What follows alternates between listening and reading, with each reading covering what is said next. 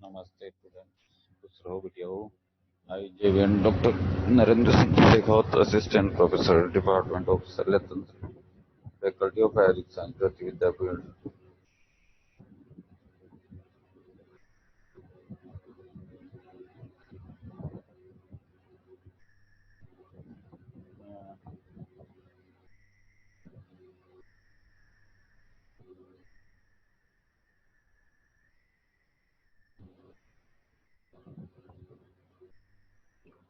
Assistant professor, department of Shalyatantra, faculty of Ayurvedic science, Jyoti Vidyapeeth, Jaipur.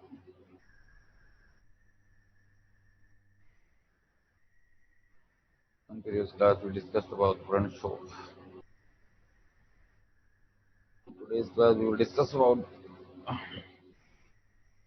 विद्रदी। विद्रदी अर्थात जिसको आधुनिक आधुनिक विज्ञान में एब्सेस बोलते हैं। निरुक्त स्थित दुष्ट अतिमात्रत्वात् स वैश्विक विद्यते तत् सकृविदहित्वात् सुधि व्यभिचजते। दुष्ट रक्त की अतिमात्रा करने में शीघ्रता विदा होता है, शीघ्र विदा होने करने से विकृति कहते हैं। भुक्ते इसके हेतुवर्ता निधन भुक्ते परियोषित अति उष्ण शुष्क विदाहि जीवस्य चेष्टा विस्ते अस्रक प्रदूषण वासी प्रयोजितम अतिउष्ण शुष्क तथा विदाहि अन्न पदार्थों का सेवन करने, अति टेढ़ी बड़ी सैया पर शयन करने से, प्राकृतिक शारीरिक चेष्टा करने से, तद तक दूषित करने वाले कारणों से विद्यार्थी की उत्पत्ति होती है।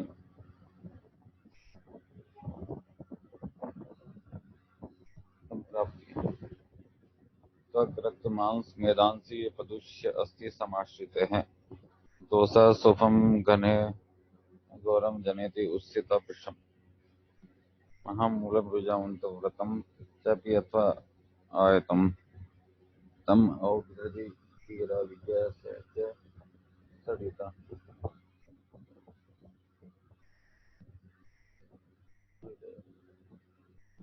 अर्थात मिथ्याहार विहार के कारण अत्यंत मिथ्याहार विहार के कारण अत्यंत प्रकोपित हुए वातारी दोष प्रथम त्वचा रक्त मांस में धातु दूषित करते हैं और तत्पश्चात अस्थि आश्रित होकर शोध उत्पन्न करते हैं। यह शोध महामूल पीड़ा युक्त को लगा आयताकार स्वरूप में निर्माण होता है, उसे विकृति कहते हैं।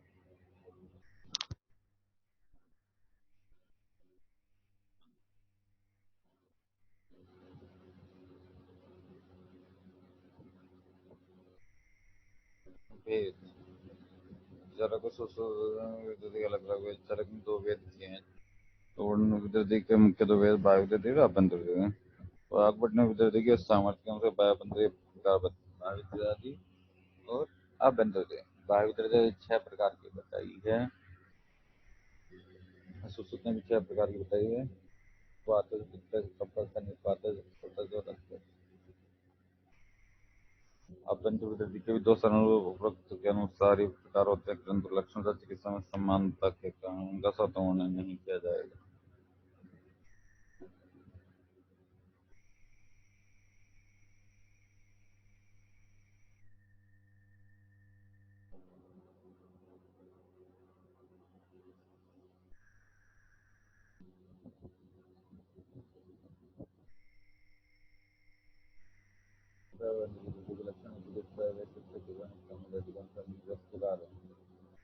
लक्षण में चिकित्सा वैशिष्ट के कारण स्थान भेद के अनुसार विकृति के 10 प्रकार बताएंगे। गुदुदर्दी, बस्तिमुख, नाभि, कुक्षी, वंक्षण, वृक्क, यकृत, क्रिया, हृदय और फ्लोम। ये 10 स्थान बताए जहाँ 10 आभ्यंतर विकृति बताएगा।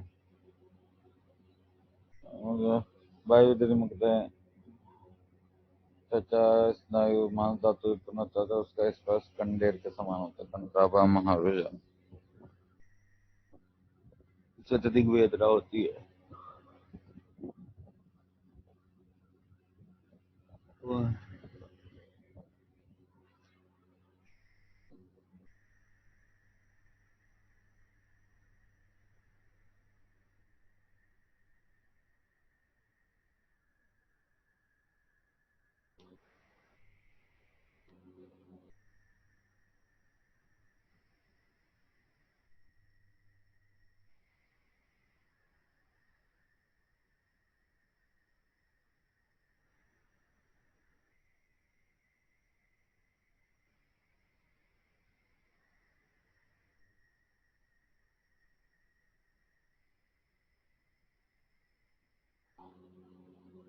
वातविद्रति कायविद्रति प्रथमा वातविद्रति कृष्ण अरुणो वा पवित्रो प्रसमचर्चवेतने चित्र उत्थान प्रपाकस्य विद्रति वात संभव वातविद्रति कृष्ण का अरुण ग्रहण करता है इसका स्पर्श पुत्र होता है वेदन छेदन आदि स्वरूप की तीव्र वेदना होती है ब्रह्मांड स्फुरण तर्पण शब्दता के लक्षण होते हैं यदि सत्वर पाप नहीं होता वो तो भी सर्वत्र प्रमाण में नहीं होता इसका वेदन करने में पतला रूप अरुणवर्णी जागृत शब्द युक्त से अवगत है शेष विदर्दी अपन शेष विदर्दी अगले अगले लेक्चर में पढ़ी जाएगी so 20 session is powered by digital version 2.0 जो कि Vidyapeeth university Jaipur I hope you are satisfied with this digital session. If you have any doubts, please remain in comments. So I will resolve it soon. Thank you, student. अर्थात जो जो सल्ले बाहर से दिखाई नहीं दे रहा सल्ले बाहर से दिखाई सल्ले शरीर में उपस्थित होने पर उसका आकलन दो लक्षणों के द्वारा किया जाता है सामान्य लक्षण और विशेष लक्षण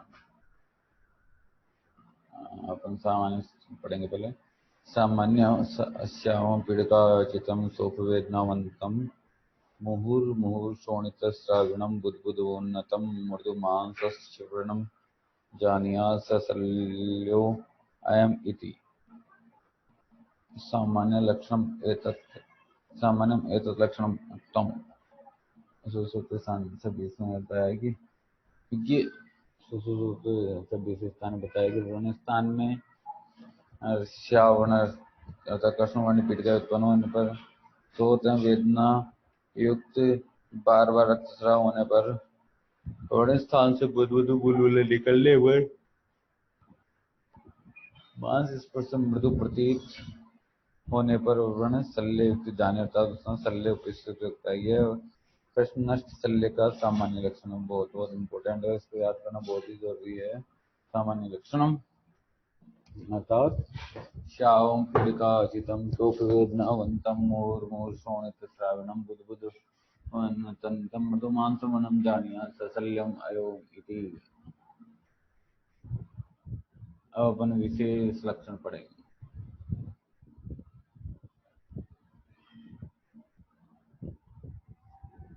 वैशेषिक तंतु त्वग्गते विवर्ण सोपो भवन्ति आयत कठिनश्च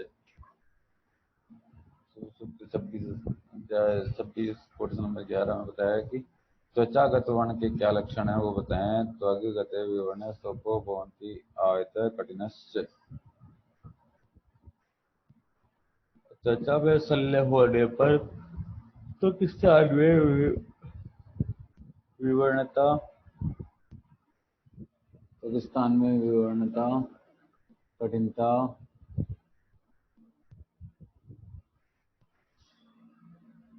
दीर्घ शोथ उत्पन्न होती है अगर ऐसे लक्षण किसी उत्पन्न हो तो वह त्वचागत व्रण के लक्षण त्वचागत शल्य के लक्षण होंगे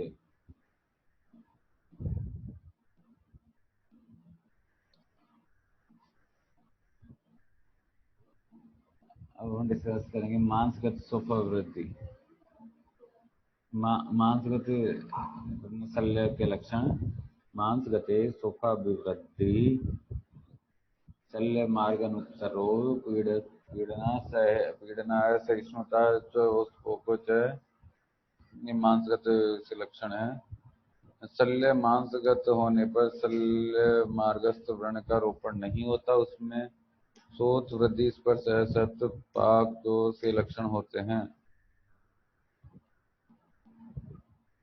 के 26 अध्याय में अब पेशीगत शल्य के लक्षण पेश्यंतरस्तवे अप्यदेव जो सोपवर्जम मांसगतम विजय मांसगतम अर्थात पेशीगत शल्य उपस्थित होने पर चोस दाह शोथ के अलावा मांसगत जो शल्य है उसके सभी लक्षण उसमें दिखाई देंगे अर्थात मांसगत पेशीगत शल्य में मांसगत लक्षण के अलावा ओस चोस को छोड़कर सभी लक्षण दिखाई देंगे। अब शिरागत, शिराध्वानम, शिराशूलम, शिरासोफस्य।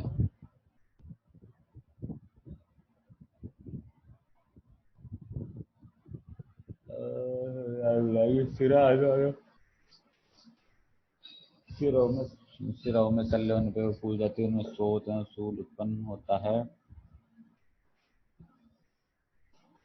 अब स्नायुगत शल्य के लक्षण, स्नायु जालोत्क्षेपणम सरम्भ सृगजय, अर्थात स्नायु ऊपर उठ जाता है, उत्क्षेपित होता है, स्नायु में शोथ तीव्र वेदना उत्पन्न होती है। श्रोतो गति स्रोतसां च कर्म गुण हानि, शल्य जिस स्रोतस में होगा उस स्रोतस की हानि होती है, स्रोतगत शल्य के लक्षण है।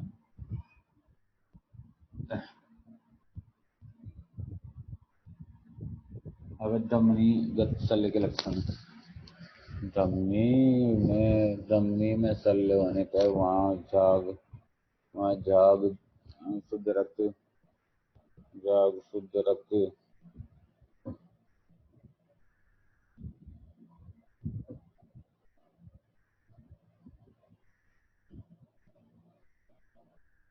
तथा वायु बाहर निकलते हैं, वायु बाहर निकलते हैं। रोगी अनुमर्दित लाश से पीड़ित होता है। अस्थिगत शल्य के, अस्थिगत शल्य होने पर शोथ अनेक प्रकार की वेदनाओं होती है। अस्थि विवर्गत शल्य के, अस्थि में जड़ता का अनुभव होती है, पीड़ा होती है, तो रोगी बेचैन होता है। संधिगत शल्य के, संधि की हलचलों का ह्रास होता है तथा अस्थिगत शल्य के लक्षण अर्थात अस्थिगत शल्य के सदस्य अर्थात शोथ आदि वेदना उत्पन्न होती है। कोष्ठगत मर्म के लक्षण, कोष्ठ शल्य में आटोप आना, व्रणमुख मल मूत्र आहार आदि बाहर निकलते थे, ऐसे लक्षण उत्पन्न होते हैं। मर्मगत लक्षण, मर्मगत शल्य होने पर मर्म विधि के समान लक्षण देते हैं। सूक्ष्मगत शल्य होने वाले लक्षणों के लक्षण स्पष्ट रूप से उत्पन्न होते हैं। संदिष्टे सैफेनम रक्तम ईयत अनिलम शब्दों निर्गच्छति अंगमर्दे पिपासा हल्लासस्य, अस्थिगते वेदना प्रादुर्भाव शोकस्य, अस्ति विवर्गते अस्ति पूर्णता अस्ति तोदो संहर्ष बलवांस्य, संधिगते अवस्थित चेष्टोक्तमस्य। कोष्ठगत आटोपानव मूत्रपुरी सहदर्शनस्य वर्णमुखात् मर्मगत मर्म विधि चेष्टते। सूक्ष्मगतिषु शल्येषु अनेषु लक्षणानि स्पष्ट अनुभवन्ति।